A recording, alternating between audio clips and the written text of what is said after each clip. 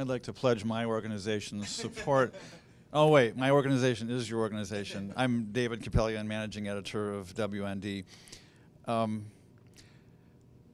think the only thing that I can really add to all this, just listening to you, Joseph, and talking about, you used a metaphor, this is like the political nuclear weapon, and Floyd said a couple things, and all I could think about was Star Wars, because think about it. You have the Death Star. You have this empire that has overwhelming power and money and resources, and against it is this little ragtag. I mean, look at us. Okay, you've got, Harrison Ford, and there's a guy that looks like a fish, and you remember there's like just a few people in these little, but they realized that there was one vulnerability.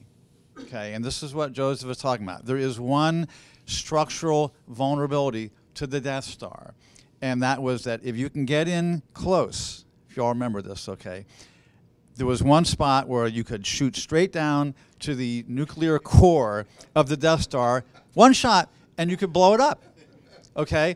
And that's basically what this is, because with the status quo right now, you have one half of one of three branches of government, okay? But because of the Constitution and the rules and what this is, you have an opportunity where 218 people, right-minded people with little pressure from the public, a lot of pressure from the public, can do this, and it's equivalent, but it is dangerous, okay? Because, just like the fish head guy and the Luke Skywalker, you're going to be shot at if you get down there, to make that shot. And you are going to be shot at by the media, because basically, and you alluded to this, what's going to happen, let me back up. This is such a no-brainer to be talking about this. It's almost embarrassing that we even have to have an event.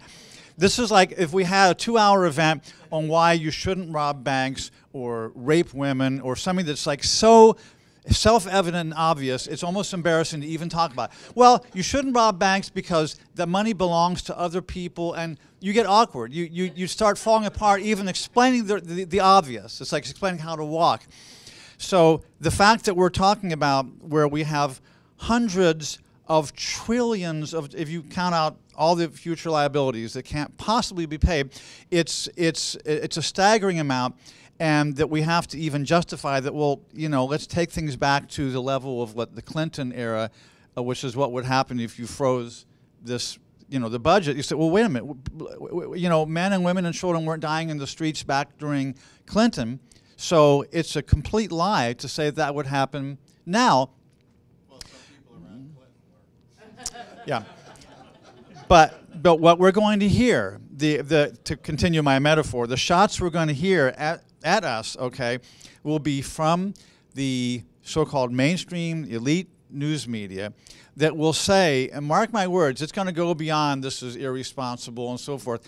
They're going to cry death and murder. You are killing thousands or tens of thousands or millions of innocent women and children, because we're already past the point of like pushing, old people off the cliffs in wheelchairs. That's just normal right now, just for opposing Obamacare or wanting to cut the budget at all. Once you start talking about cutting down cabinet level departments and really, like you said, radical cutting, which in reality is we're cutting back a cancer, okay? This is a cancer, and I know I'm mixing metaphors wildly here, but we're cutting back on something that is malignant, that is a parasite, as Floyd said, is destroying the country, and we're going to have the Washington press corps saying, oh, our beautiful cancer, you're destroying it. And we're saying, we just want to cut it back so the healthy tissue, the productive part of society can survive and come back, and the organism will come back to life. But everything is back to front in this town. So they're going to be like sympathy for the cancer.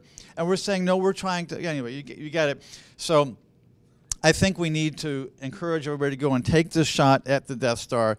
I don't know of any other thing like this, okay? If you have Obama reelected, especially, there is no other plan. People are going to start talking about, really in a second Obama term, where there is no more pretense of bipartisanship and so forth. He's a lame duck. There's no more, he can't be elected again. You have no idea how crazy it's going to be, the radical rush to totally transform and lock in the transformation of America we've seen. It's still kind of polite now because there's this pretense that because you have to be reelected. If that happens, I really can't see anything else. People like that are here at CPAC are going to be talking about, you know, secession and what can we possibly, well, let's all move to Texas and, you know, it's going to be very distressing, very difficult, the ideas people are going to have. This is something, I'm just saying, it's so logical, it's so much a no-brainer, but the pushback is going to be so radical. I'm just warning you, okay?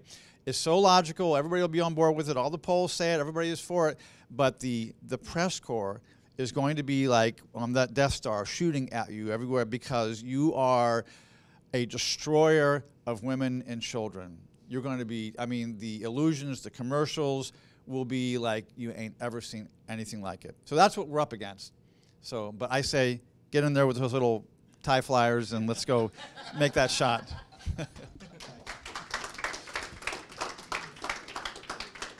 Thank you, David. And before I introduce Jerome Corsi, I did want to say one other thing. You know, many of us, I think, have over the last couple of years probably, you know, looked to 2012 as this great opportunity to redirect the country.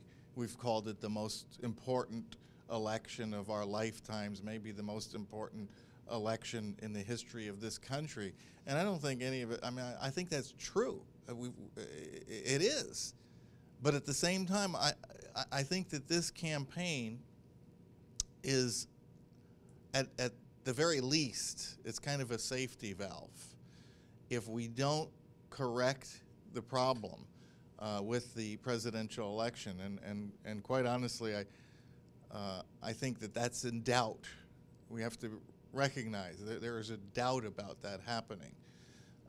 What is our fallback plan? What is our plan B? And honestly, I can't think of anything else either.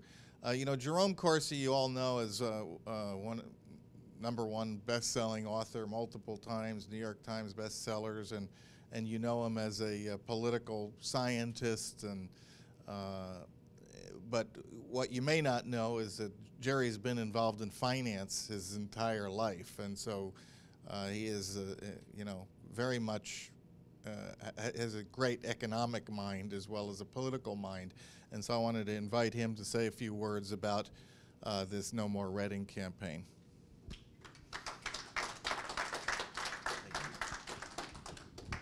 Thank you, Joseph.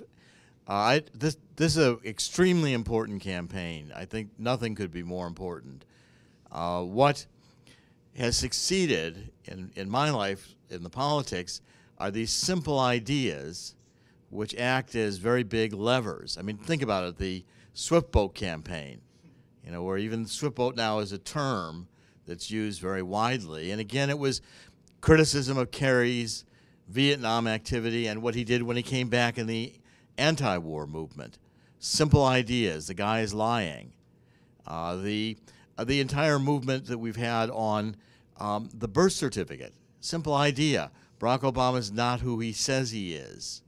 The lies about even fundamental questions about his background, that American people can understand. And also this no more red ink, which is a simple idea, the fundamental principle of finance that every human being needs to be taught is don't spend more than you have.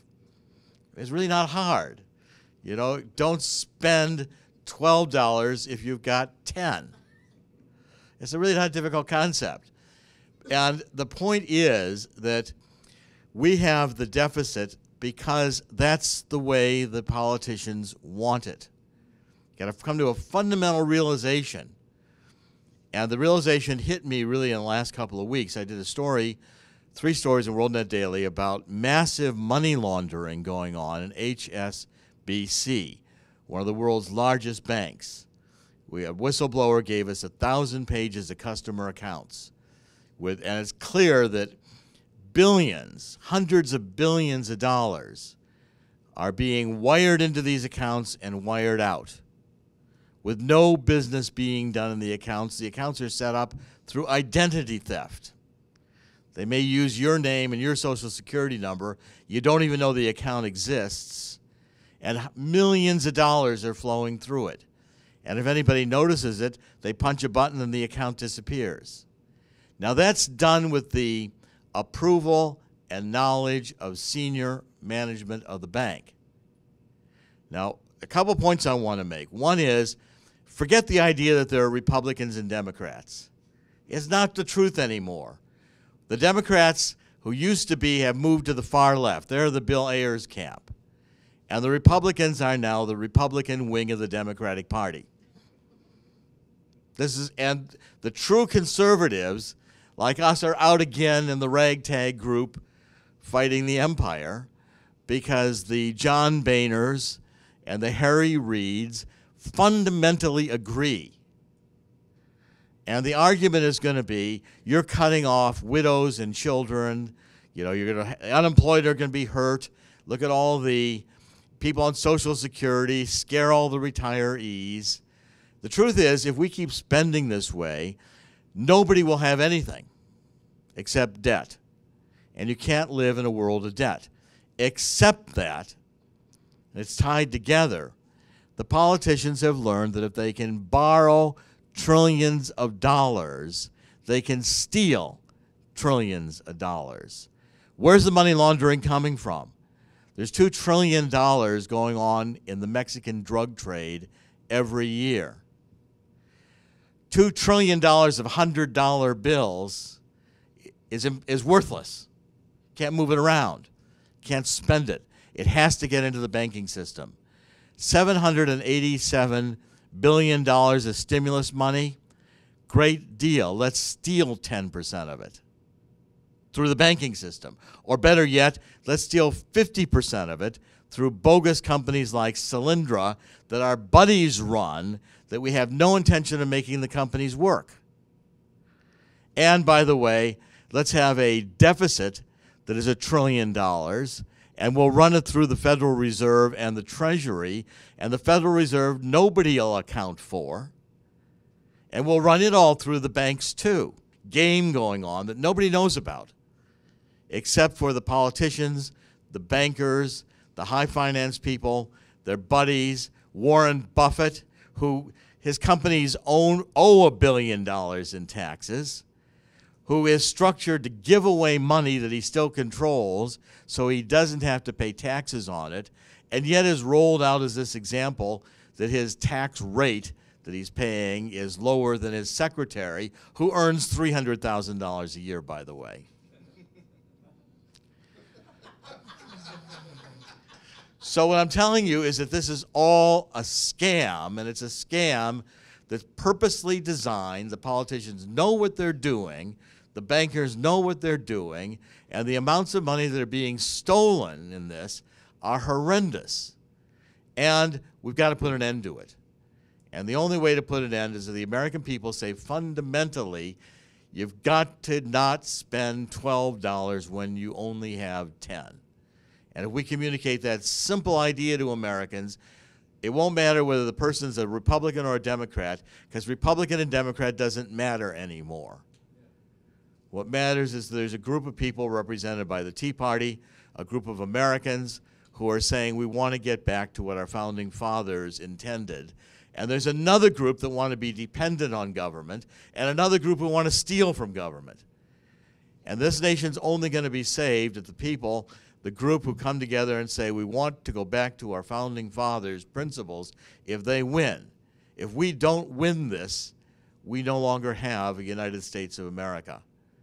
We have a bankrupt, third world, banana republic that the politicians and the bankers and all the other people in on the game have stolen from, and we've got to put an end to that. The simple idea, no more red ink, has got to become the next theme of the Tea Party, and WND can lead that campaign. So I want to really thank Joseph for bringing this forward. I don't think anything right now could be more important. It's a lever that will impact every issue you and I care about. Thank you very much. Thank you, Jerry. And in the few minutes that we have left, I do want to open it up to questions or comments from the floor. Before I do that, I just want to say one thing, and that is, Jerry may be right that there's no difference between the Republicans and Democrats fundamentally, that we just, they have rhetoric that tickles our ears in the Republican Party and, keeps us optimistic that we can change things. But it's time to find out. And one of the nice side benefits of this campaign is even if we're not successful, even if we cannot persuade the Republicans to live up to their promises and their rhetoric, we'll find out. We'll find out if there's any difference between the two parties. And I think, if we have been living in a fantasy world where we don't have a two-party system, it's time we find out. It's time we awaken to that reality. So in my opinion, it's really a no-lose situation for us to pursue this campaign. We have one mic here, so if you have a question or comment. Any questions? Thank you. Mr. Capelli kind of touched on what I was going to ask. We know what the problem is. I think you're preaching to the choir. We all agree we need to address it. We also know what the attack from the left is going to be against us, but I don't really hear anyone saying this is exactly how we're going to defend those attacks. We've had senatorial candidates, we've had congressional candidates go down in flames because the media just wins that battle time after time.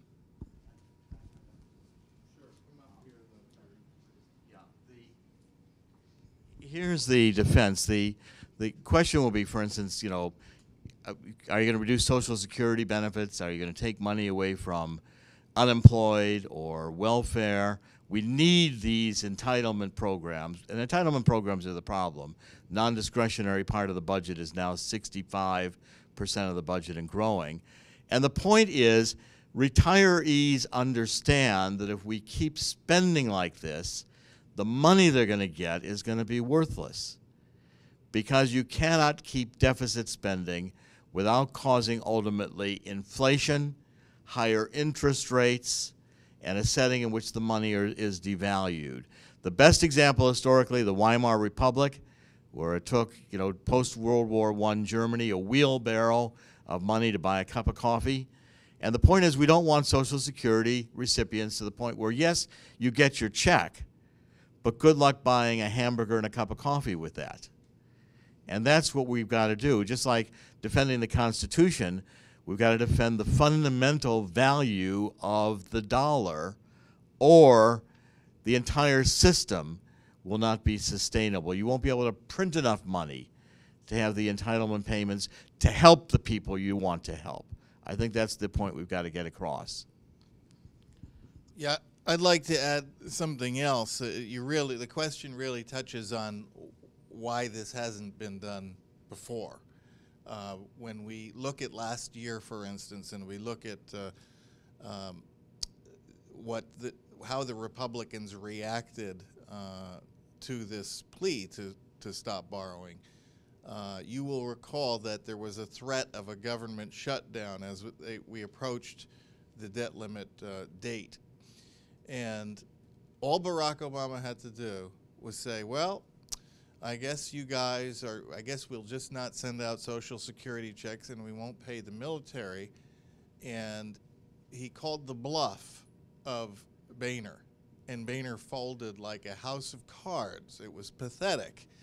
And I've done a little bit of work to try to figure out what was behind all that. I've talked to a number of House Republicans about what they were hearing inside the caucus at that point.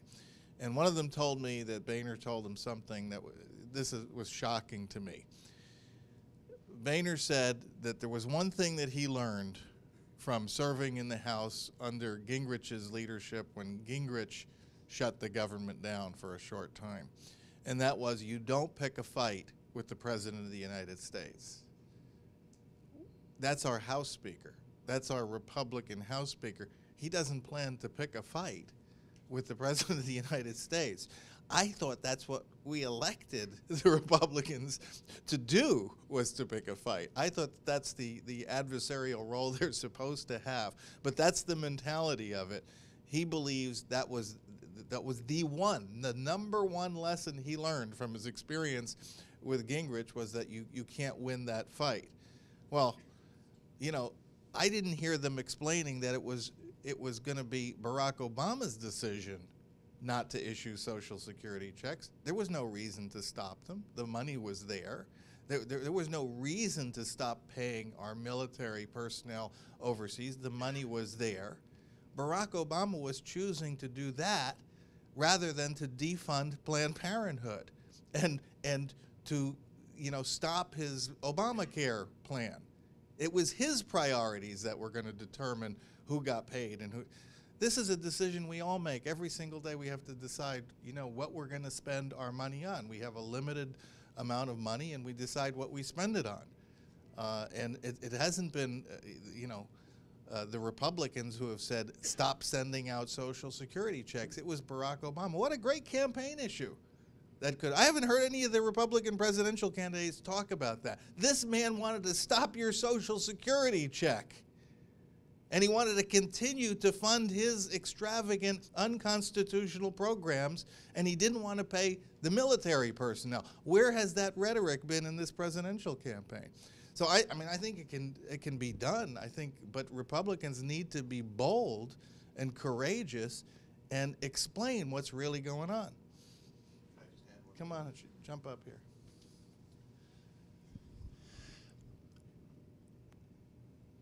Excellent question, by the way, but I think we also have to recognize that there's something else afoot.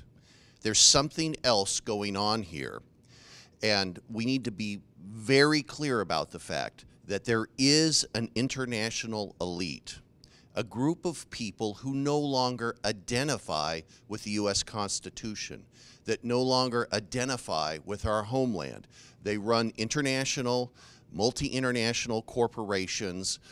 They don't consider themselves citizens of America. They consider themselves citizens of the world.